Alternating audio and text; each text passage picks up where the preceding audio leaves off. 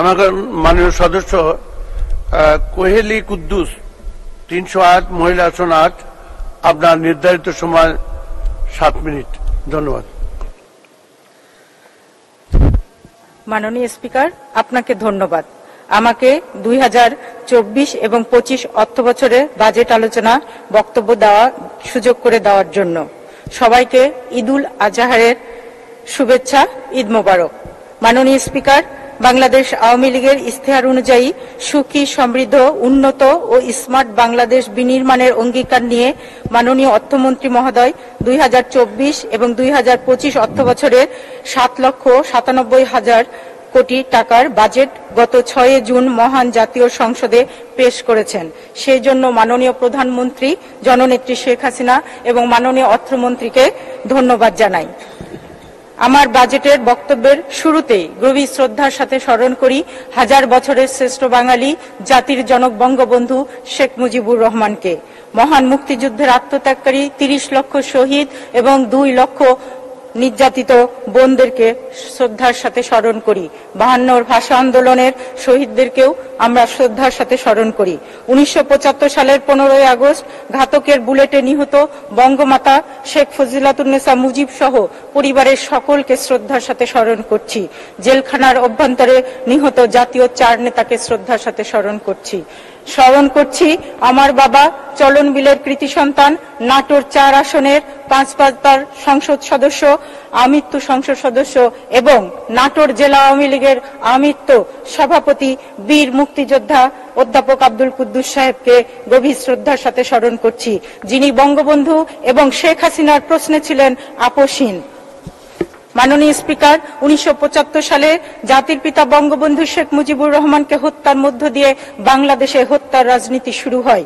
পৃথিবীর ইতিহাসে বহু রাজনৈতিক হত্যাকাণ্ড ঘটেছে, কিন্তু বাংলাদেশের মতো বর্বরোচিত হত্যাকাণ্ড কোনো দেশেই হয়নি।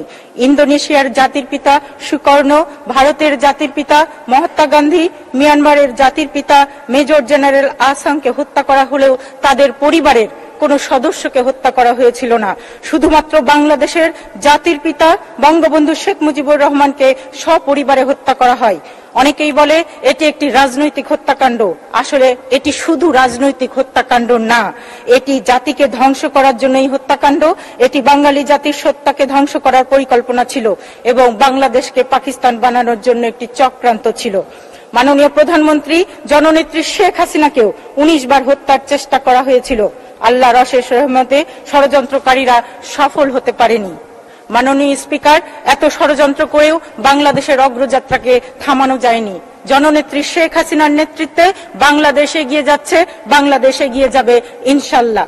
মাননীয় স্পিকার, মাননীয় প্রধানমন্ত্রী জননেত্রী শেখ হাসিনা বাংলাদেশকে 2009 এর ডিজিটাল বাংলাদেশ এবং তারপরে রূপকল্প 21 বাস্তবায়ন করে বর্তমানে স্মার্ট বাংলাদেশে ঘোষণা করেছেন। গত 15 বছরে বাংলাদেশ একটি গতিময়, দ্রুত বর্ধনশীল অর্থনৈতিক দেশ হিসাবে বিশ্বের কাছে মর্যাদা লাভ করেছে। বাংলাদেশ এখন বিশ্বের 33তম বৃহত্তম অর্থনীতির দেশ হিসাবে বিশ্বে স্থান করে নিয়েছে, যা বিশ্বের বুকে রোল মডেল হিসাবে পরিচিত। মাননীয় স্পিকার, বর্তমানে দারিদ্র্যের হার 18.7% এবং অতি দারিদ্র্যের হার 5.6% নেমে এসেছে। মানুষের গড় আয়ু বেড়েছে 74 বছরে। শিশু মৃত্যুর হার প্রতি 1000-এ 21 জন এবং মাতৃ মৃত্যুর হার প্রতি লাখে 161 জনে নেমে এসেছে। বিদ্যুৎ উৎপাদনে বিগত 15 বছরে 6 গুণ বৃদ্ধি পেয়ে 30,277 মেগাওয়াটে উন্নীত হয়েছে। বর্তমানে 100% মানুষ বিদ্যুতের সুবিধা পাচ্ছে। খাদ্য উৎপাদনে 4 গুণ বৃদ্ধি পেয়েছে এবং প্রায় সকল উপজেলা স্বাস্থ্য কমপ্লেক্সগুলোতে 50 শয্যায় উন্নীত করা হয়েছে।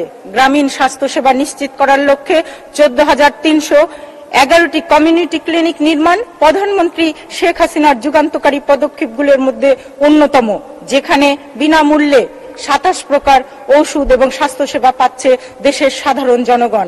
মাননীয় স্পিকার, যোগাযোগ খাতে রেল সেতু, মেট্রো রেল, এলিভেটর এক্সপ্রেসওয়ে সহ জেলা ও আঞ্চলিক মহাসড়কের পরিমাণ 3 গুণ বৃদ্ধি পেয়ে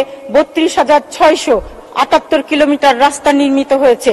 গ্রামীণ সড়কে প্রায় 76 গুণ বৃদ্ধি পেয়ে 2,37,446 কিলোমিটারে উন্নতি হয়েছে।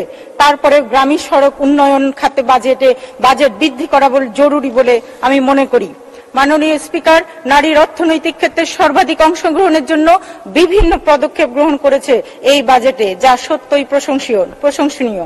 শিক্ষা ক্ষেত্রে অভাবনীয় সাফল্য অর্জন সম্ভব হয়েছে এবং 2021 সালের মধ্যে উন্নত স্মার্ট বাংলাদেশ গড়ার লক্ষ্যে শিক্ষার পরিবেশ তৈরি এবং কর্মোপযোগী শিক্ষা ও কর্মসংস্থান তৈরিতে বিশেষ অগ্রাধিকার দিয়েছে এই বাজেটে।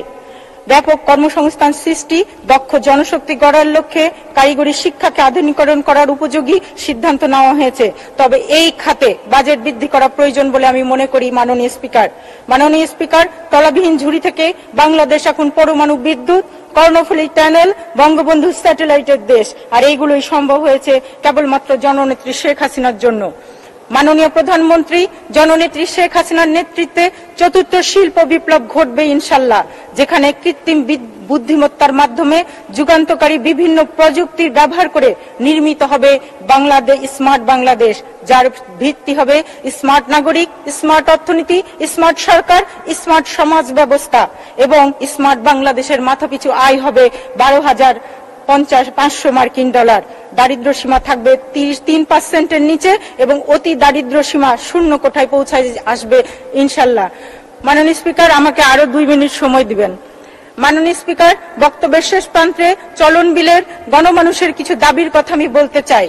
সিরাজগঞ্জ জেলার হাটিকুমরুল থেকে নাটোর জেলার বনপাড়া হয়ে সোনা মসজিদ পর্যন্ত প্রস্তাবিত 4 লেন মহাসড়কটি দ্রুত কাজ করা দরকার।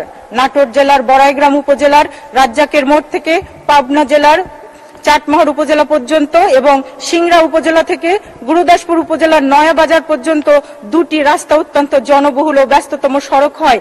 এই রাস্তা দুটিকে আঞ্চলিক মহাসড়কে রূপান্তর করা এখন জনগণের দাবিতে পরিণত হয়েছে। 2 মিনিট বলুন। চলনবিল অঞ্চল একটি কৃষি নির্ভর অঞ্চল। এই অঞ্চলে অ্যাগ্রো বেসড শিল্প কারখানা স্থাপন জরুরি। আমার বাবার স্বপ্ন ছিল চলনবিলের অঞ্চলের সামগ্রিক উন্নয়ন। সেই জন্য তিনি চলনবিল উন্নয়ন প্রকল্প নামে একটি প্রকল্প স্থানীয় সরকার মন্ত্রণালয়ে জমা দিয়েছিলেন। সেই প্রকল্পটি দ্রুত কার্যকর করার জন্য স্থানীয় সরকার মন্ত্রণালয়ের মাননীয় মন্ত্রী মহোদয়ের দৃষ্টি আকর্ষণ করছি। মাননীয় প্রধানমন্ত্রীর ঘোষিত নাটোরে ডক্টর এম ওয়াজেদ আলী কৃষি বিশ্ববিদ্যালয় ও লালপুরের অর্থনৈতিক জোনের কাজ দ্রুত শুরু করা প্রয়োজন। মাননীয় স্পিকার, বৈষয়িক প্রেক্ষাপট, মুদ্রাস্ফীতি, দ্রব্যমূল্যের ঊর্ধ্বগতি, জলবায়ু পরিবর্তনের বিরূপ প্রভাব সহ বিভিন্ন চ্যালেঞ্জকে মোকাবিলা করে জনমানুষের জননেত্রী শেখ হাসিনার সাহসী, গতিশীল, কৌশল ও দূরদর্শী দিক নির্দেশনায় 2041 সালের মধ্যে একটি জ্ঞান ভিত্তিক সুখী সমৃদ্ধি স্মার্ট বাংলাদেশ বিনির্মাণের স্বপ্ন পূরণ করে আমরা সামনে এগিয়ে যাব ইনশাল্লাহ। মাননীয় স্পিকার, সর্বোপরি বক্তব্যের শেষ প্রান্তে বলতে চাই, এই বাজেট গণমানুষের কল্যাণের বাজেট, এই বাজেট জনবান্ধব বাজেট। তাই বলি, আমাদের একজন শেখ হাসিনা আছে। শেখ হাসিনা যতক্ষণ এই বাংলাদেশের হাত ধরে আছে ততক্ষণ এই বাংলাদেশকে কেউ দাবিয়ে রাখতে পারবে না। মাননীয় স্পিকার, আমি এই বাজেটের উত্তরোত্তর সমৃদ্ধ কামনা করছি এবং আগামী স্মার্ট এবং অপার সম্ভাবনার বাংলাদেশ বিনির্মাণে একজন সহযাত্রী হিসাবে কাজ করতে পারি সেই প্রত্যাশা করছি। একজন হেরে না যাওয়া সৈনিকের নাম বঙ্গবন্ধু, একজন অন্যায়ের কাছে মাথা না নোয়ার যোদ্ধার নাম হচ্ছে শেখ হাসিনা। আওয়ামী লীগের 75তম জন্মবার্ষিকী উপলক্ষে সকল নেতাকর্মীকে শুভেচ্ছা জানিয়ে আমি আমার বক্তব্য শেষ করছি। জয় বাংলা, জয় বঙ্গবন্ধু, বাংলাদেশ চিরজীবী হোক। ধন্যবাদ মাননীয় সদস্য সুন্দর বক্তব্য উপস্থাপন করবার জন্য।